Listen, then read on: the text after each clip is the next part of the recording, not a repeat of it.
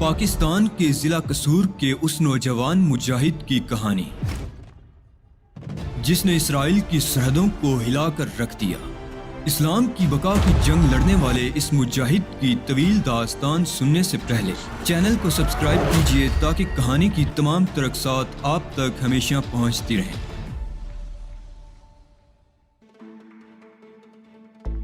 میں جا رہی ہوں علی، خدا حافظ۔ کہاں خالدہ؟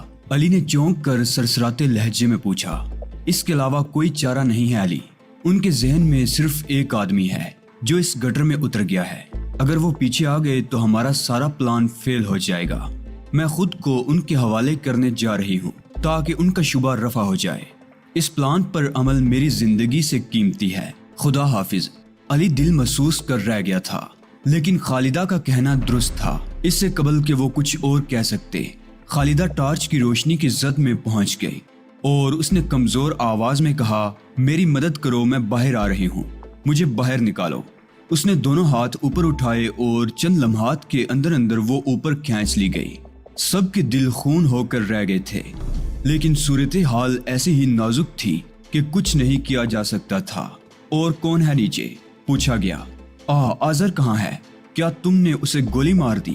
خالدہ کی روتی ہوئی آواز ابھری اور پھر شاید وہ چیخ مار کر اوپر پڑی ہوئی لاش سے لپٹ گئی تھی۔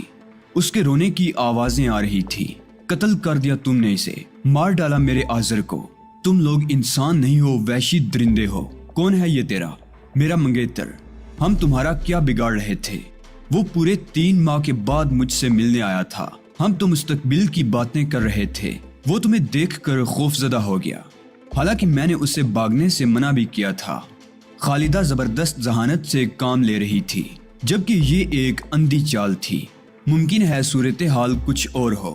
کسی نے کوئی جملہ کہا اور چند کہہ کے ابھرے، پھر گٹر کے کھلے ہوئے ڈھکن کو ٹھوکریں مار مار کر برابر کر دیا گیا اور باہر کی آوازیں مفقود ہو گئیں۔ گویا خالدہ کی قربانی رائے گاہ نہیں گئی تھی، لیکن اب اس کا کیا ہوگا؟ وہ اسرائیلی سپاہیوں کے ہاتھ لگ گئی ہے، اور اس سے آگے سوچتے ہوئے ان کے ذہن پگھلنے لگتے تھے۔ آگ سی جلنے لگتی تھی ان کے وجود میں۔ اس عجیب سانحے نے ان کے ذہن مفلوج کر دیے تھے۔ دیر تک یہی کیفیت رہی۔ پھر حماد نے علی کے شانے پر ہاتھ رکھتے ہوئے کہا، ہمیں دیر نہیں کرنی چاہیے علی، ہمارا مشن ایک زندگی سے زیادہ قیمتی ہے۔ پورے بیروت میں آگ لگی ہوئی ہے، سرفروش چپے چپے پر جان کی بازی لگائے ہوئے ہیں، ہر جگہ خون ہی خون ہے۔ ہر مجاہد اپنے مشن کو زندگی سے زیادہ قیمتی سمجھتا ہے، نہ جانے کس کس کی قربانی دینی پڑے، اس لیے مشن جاری رکھا جائے۔ خدا کا نام لے کر آگے بڑھو۔ خالدہ اپنا مشن پورا کر چکی ہے۔ اس نے اپنی زندگی داؤ پر لگا کر ہمیں اس مہم کی تکمیل کا موقع فراہم کیا ہے۔ ہم وقت ضائع نہیں کریں گے۔ اور ان میں نئی زندگی دوڑ گئی۔ وہ آگے بڑھ گئے اور پھر حماد نے اس پہلی جگہ کی نشاندہی کی جہاں سے انہیں اسلحہ حاصل کرنا تھا۔ ایک انسانی زندگی کی قربانی دے کر وہ اس منحوس جگہ پہنچے تھے۔ ہاں، خالدہ کے بارے میں کیا کہا جا سکتا تھا کہ اسرائیلی کتوں نے اس کے ساتھ کیا سلوک کیا ہو۔ وہ ظلم کرنے میں نازیوں کو بھی پیچھے چھوڑ گئے تھے۔ نازی بربریت ان کے سامنے کوئی حیثیت نہیں رکھتی تھی۔ لاکھوں مثالیں سامنے آ چکی تھی۔ محب وطن فلسطینی لڑکیاں ان کی بہیمیت کا شکار ہوتی تھی، لیکن جذبہ حریت اور ابھرتا تھا۔ ان کی یہ درندگی وطن کی آزادی کے جوش کو نہ دبا سکی تھی۔ لوہے کی سیڑھیوں کو پکڑتے ہوئے وہ اوپر پہنچ گئے۔ یہاں تھوڑی دیر سن گن لینے کے بعد وہ ایک ایک کر کے اوپر نکل آئے۔ اوپر کوئی آواز نہیں تھی۔ اسرائیلی سپاہی اسلحہ خانے کے باہر پہرا دے رہے تھے۔ وہ اسلحہ خانے کے پاس پہنچ گئے اور پھر انتہائی مہارت سے اسلحہ خانے کا دروازہ کھول لیا گیا۔ تاریک اسلحہ خانہ ان کے سامنے تھا۔ باریک روشنی والی ٹارچوں کی مدد سے انہوں نے اسلحہ خانے کی تلاشی لی اور پھر اپنے ساتھ لائے ہوئے ہلکے اوزاروں سے اسلحے کی پیٹیاں کھولنے لگے۔ ڈائنامائٹ سیٹ، جدید ترین امریکی اسلحہ، دستی بم نت نئی ساخت کے جنہیں انہوں نے زندگی میں پہلی بار دیکھا تھا۔ امریکہ نے اپنے اس لاڈلے بچے کو سارے خطرناک کھلونے فراہم کر دیے تھے۔ کوئی کسر نہیں چھوڑی تھی اس نے۔ جس اسلحے کے بارے میں انہیں معلومات نہ تھی وہ انہوں نے ساتھ نہ لیا۔ البتہ اسے اس اسلحہ خانے کو تباہ کرنے کے لیے استعمال کیا جا سکتا تھا۔ جتنا اسلحہ وہ لے جا سکتے تھے وہ دوسری جگہ استعمال کرنے کے لیے حاصل کر لیا گیا۔ اب ہم اپنے کام کے لیے تیار ہیں حماد، علی نے کہا۔ اور میں بھی، حماد مسکرا کر بولا۔ تم ہمیں 20 منٹ کا وقفہ دو گے۔ ٹھیک 20 منٹ کے بعد تم بارود کے اس ڈھیر میں شعلہ لگا دینا اور پھر یہاں سے نکل جانا۔ تمہیں واپس کلینک پہنچنا ہے۔ خدا حافظ و ناصر، حماد نے کہا۔ اسے اندازہ تھا کہ اسلحے کے اس ڈھیر کو آگ لگا کر یہاں سے نکلنا اتنا آسان نہیں ہوگا، لیکن اگر کوئی مشن سامنے ہو تو زندگی موت کیا حیثیت رکھتی ہے۔ کوئی اور ترکیب ہوتی اسلحہ خانہ اڑانے کی تو وہ زندگی بچانے کی ضرور کوشش کرتا تاکہ وہ کہیں اور کام آ جاتی، لیکن کوئی ترکیب تھی ہی نہیں۔ گھڑی میں وہ وقت دیکھتا رہا۔ پھر جب 20 منٹ پورے ہو گئے تو اس نے زمین پر بیٹھ کر سجدہ شکر ادا کیا اور پھر ماچس جلا کر بارود پر اچھال دی۔ جو ہی بارود نے شعلہ پکڑا اس نے باہر چھلانگ لگا دی، لیکن بارود کی کارکردگی اس کی رفتار سے زیادہ تیز تھی۔ ایک خوفناک گرج ہوئی اور اسلحے خانے کی دیواریں فضا میں ناچنے لگیں۔ اس نے کھلے ہوئے گٹر میں چھلانگ لگا دی، لیکن دوسرا دھماکہ ہوا اور زمین نے اسے فضا میں اچھال دیا۔ تاریک رات میں پرہول گرج اور روشنی پھیل گئی۔ بارودی ہوائیں سرخ لکیریں بناتی ہوئی جنجلاتی ہوئی روحوں کی مانند ادھر سے ادھر پرواز کر رہی تھی۔ تیز روشنی میں حماد کے بدن کے چھوٹے چھوٹے ٹکڑے فضا میں نظر آئے اور پھر ملبے تلے دب گئے۔ لیکن اس کیفیت کا شکار صرف حماد ہی نہیں تھا۔ اسلحہ خانے کی عمارت کے قرب و جوار میں لاتعداد اسرائیلی فوجی موجود تھے۔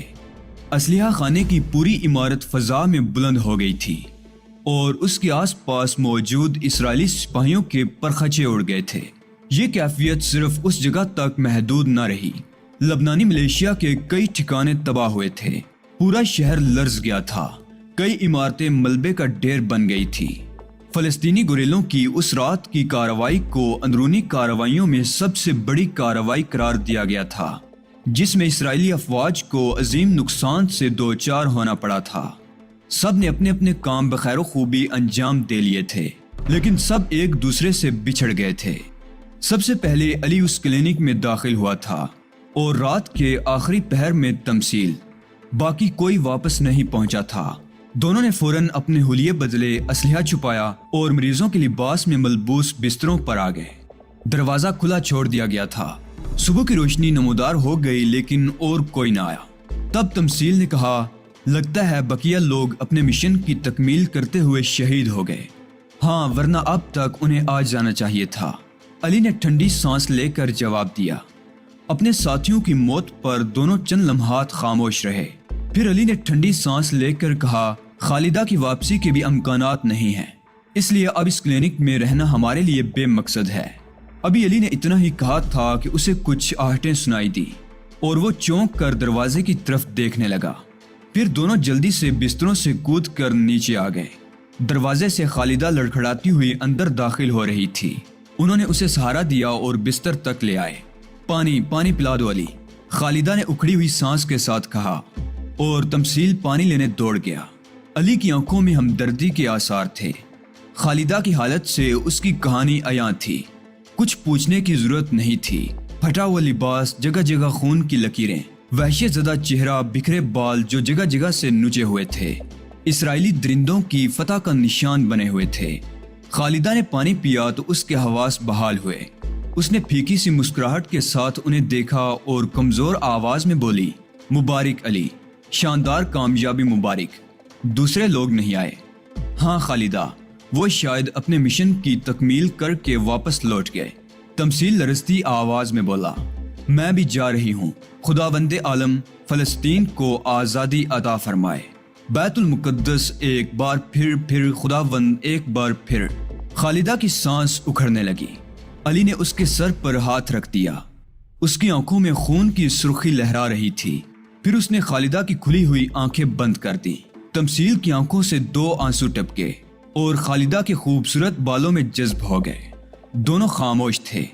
یہ خاموشی دیر تک طاری رہی۔ پھر تمثیل نے کہا، آؤ علی، خالدہ کی لاش کو دفن کر دیں۔ وقت ہے اور ہم یہ کام کر سکتے ہیں۔ اسے کلینک کے صحن میں سپرد خاک کر دیا جائے۔ علی نے گہری سانس لی اور اٹھ کھڑا ہوا، لیکن جوں ہی دونوں نے اندرونی کمرے کے دروازے سے باہر قدم رکھا چونک پڑے۔ ایک اسرائیلی افیسر اور چند سپاہی برین گنے تانے کھڑے ہوئے تھے۔ وہ انہیں کڑی نگاہوں سے گور رہے تھے۔ اسرائیلی افیسر نے ترش لہجے میں کہا، ایک لڑکی اس عمارت میں داخل ہوئی تھی، کہاں ہے وہ؟ دونوں خاموشی سے ان سپاہیوں کو گور رہے تھے۔ تم لوگ کون ہو؟ اسرائیلی افیسر داڑا اور تمثیل اپنے جوش پر قابو نہ رکھ سکا۔ موت! اس کے حلق سے اراہٹ نکلی اور اس نے لپک کر اسرائیلی افیسر کا نرخرا دبوچ لیا۔ اسرائیلی افیسر کے ہاتھوں میں دبی ہوئی برین گن کی گولیوں نے تمثیل کے سینے میں خون اگلتی سرنگ بنا دی تھی، لیکن تمثیل کی انگلیاں اس کے نرخرے میں ایسی پیوست ہوئی تھیں کہ اسرائیلی افیسر کی آنکھیں باہر نکل آئیں۔ کئی اسرائیلی سپاہیوں نے آگے بڑھ کر علی کو دبوچ لیا تاکہ وہ کوئی اور کارروائی نہ کر سکے۔ بہت سے سپاہی تمثیل کے بدن کو اسرائیلی افیسر کے بدن سے جدا کرنے کی کوشش کرنے لگے اور بمشکل تمام اس میں کامیاب ہو سکے۔ اسرائیلی افیسر لڑکھڑا کر نیچے گرا اور پھر 2-3 بار اٹھنے کی کوشش کر کے بے ہوش ہو گیا۔ علی کے سر پر رائفل کا کندہ مار کر بے ہوش کر دیا گیا اور وہ پورے مکان میں پھیل کر اس کی تلاشی لینے لگے۔ پھر بے ہوش علی کو بالوں سے پکڑ کر گھسیٹتے ہوئے باہر لے آئے۔ سرزمین لبنان بے شمار تاریخی واقعات سے بھری پڑی ہے۔ شاید ہی کسی دوسرے علاقے میں تاریخ نے اتنی تیزی سے کروٹیں بدلی ہوں۔ ہزاروں سال قبل یہاں کے باشندے ساحل اور اس کے اندرونی میدانوں میں رہتے تھے۔ گھر بنانے کا شعور نہیں تھا اور غاروں میں زندگی بسر کرتے تھے۔ بیروت سے چند میل شمال میں کلب کے دہانے پر ایک عظیم الشان پہاڑ سمندر میں کسی قدر آگے بڑھ کر ختم ہوتا ہے۔ اس پہاڑ کی چوٹی پر 19 کتب نسب ہیں، جن میں 8 زبانیں استعمال کی گئی ہیں۔ سب سے پہلے مصری، پھر اشوری اور بابلی، اس کے بعد یونانی اور لاطینی، اور آخر میں فرانسیسی، انگریزی اور عربی۔ یہاں ایک تنگ درہ ہے جہاں سے حملہ آوروں کی کثیر تعداد ناکام ہوتی رہی اور مقامی باشندے اپنا دفاع کرتے رہے۔ سب سے پہلے یہاں داخل ہونے والا شخص رامیز ثانی تھا، جو 13ویں صدی قبل مسیح میں گزرا ہے۔ اس کے بعد نینوا کے بادشاہ اسرہدو نے اسے فتح کیا۔ پھر بخت نصر، سلطان سلیم، ایلبنی اور گراؤ یہاں پہنچے اور آخر میں شہنشاہ مارکس لیس اینٹونیس کی حکومت قائم ہوئی۔ اسکندر اعظم اور سلطان صلاح الدین کے نام بھی فاتحین میں شامل ہیں، لیکن انہوں نے اپنی کوئی یادگار یہاں نہیں چھوڑی۔ لبنان کو کئی لحاظ سے اہمیت حاصل ہے۔ وہ اس چھوٹے سے حصے کا ایک ٹکڑا بھی ہے جسے ارض مقدس کہا جاتا ہے۔ اس کی برف پوش چوٹیوں کو دور سے دیکھا جائے تو روحانیت کا پیکر نظر آتی ہیں۔ اس کی وادیاں حضرت عیسیٰ علیہ السلام کے آواز سے بہرہ در ہیں۔ حضرت عیسیٰ علیہ السلام خود لبنان کے جنوبی ساحل پر تشریف لے گئے تھے۔ کتاب مقدس بائبل لبنان کے ایک قصبے بیبلوس سے منسوب ہے۔ پہاڑ لبنان سے اسی طرح منسوب ہیں جس طرح صحرا عرب سے، دریائے نیل مصر سے۔ مغربی سلسلہ کو اصل لبنان ہے۔ رومیوں کے زمانے سے یہ اصل نام سے منسوب رہا ہے اور یہ نام ایک سامی لفظ سے مشتق ہے جس کا مطلب ہے دودھ کی مانند سفید۔ یہ اشارہ برف پوش چوٹیوں کی طرف ہے جو سال میں 6 مہینے سفید نظر آتی ہیں۔ ان برف پوش پہاڑوں کی وادیاں عموماً خون سے رنگتی رہی ہیں۔ 2 قوموں کی چپکلش نفرتوں کو ہوا دیتی رہی ہے اور یہودی یہاں طویل عرصے سے سرگرم عمل رہے ہیں۔ حالانکہ یہ دونوں قومیں صدیوں سے یہاں آباد ہیں، مسلمانوں نے غیر مسلم اقلیتوں کو پوری مذہبی آزادی دے رکھی تھی۔ عیسائی مسلمان حکومتوں میں اہم مناصب پر فائز ہوتے تھے۔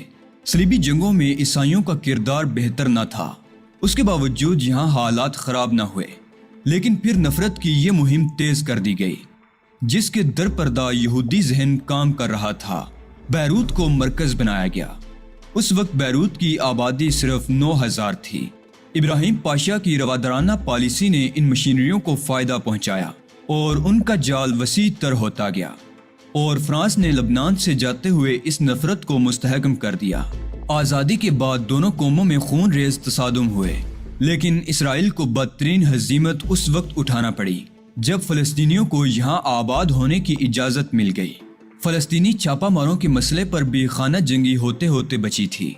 لبنانی حکومت اسرائیل کی شہ پر چھاپا ماروں کو یہاں سے نکالنا چاہتی تھی، لیکن مسلمان اکثریت ان کی حمایتی تھی۔ بالآخر جمال عبد الناصر کی مداخلت سے فلسطینی چھاپا ماروں اور لبنانی افواج کے درمیان سمجھوتا ہو گیا और छापा मारों का वजूद सरजमीन लबनान पर कबूल कर लिया गया। यहूदी साजिश नाकाम हो गई थी, लेकिन इसराइल आतिशे इंतकाम में जल रहा था। लबनान अगर फ़लस्तीनियों से खाली हो जाए तो शर्क़ी औसत में नापाक साजिशों के रास्ते खुल जाते हैं, और आज भी इसराइल अपनी फ़िरौनी कुव्वतों की योरश के ज़रिए फ़लस्तीनियों को लबनान से निकाल फेंकने में कोशां है। फ़िदाइन बका की जंग लड़ रहे हैं, नाकाबिल यकीन कुर्बानियाँ दी जा रही हैं। बैरूत जहन्नुम बना हुआ है। इसराइली सरतोड़ कोशिशों में मसरूफ़ हैं। तिल अबीब, बीरशिबा, अशदद और समख में कैदियों के लिए खुसूसी कैंप बनाए गए हैं, और इन कैंपों में इसराइलियों ने नाजी यादगारें इकट्ठी की हैं। फ़लस्तीनी बेघरों के लिए अजियत रसानी के जदीद तरीन इंतजामात किए गए हैं। अली की आंख भी ऐसे ही एक कैंप में खुली थी। खुरदरी ज़मीन पर जहां से कंकर पत्थर भी साफ नहीं किए गए थे, वो चित पड़ा हुआ था। कोई तंगो तारीख बैरक थी जिसकी दीवारें और छत नजर नहीं आ रही थी। एक घुटन का एहसास था जो उसे होश में लाया था। गुजरे वाकयात ने उसके जहन पर यलगार की तो वो उठकर बैठ गया। उसके तमाम साथी काम आ गए थे, तन्हा वो बचा था, लेकिन उसके जहन में खौफ या बेबसी का कोई एहसास नहीं था। उसने तो अपनी जिंदगी वक्फ कर दी थी एक मकसद के लिए, और अब ये मकसद ही उसके लिए जिंदगी था। जी तो दोस्तों, ये थी हमारी आज की एपिसोड। वीडियो पसंद आने की सूरत में इसको लाइक कीजिए और अपने दीगर दोस्तों के साथ शेयर भी कीजिए। मिलते हैं अगली एपिसोड में, तब तक के लिए अल्लाह निगहबान।